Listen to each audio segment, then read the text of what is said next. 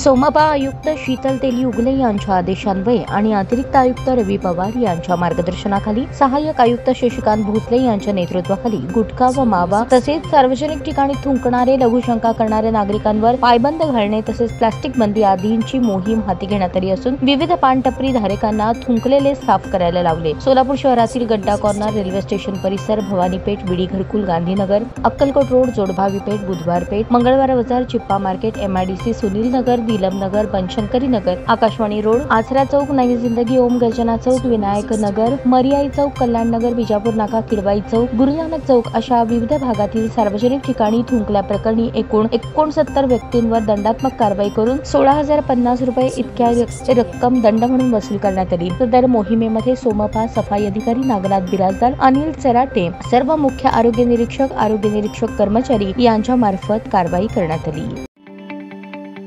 ताज्या बातम्या पाहण्यासाठी प्राईम महाराष्ट्र न्यूज चॅनलला सबस्क्राईब करा।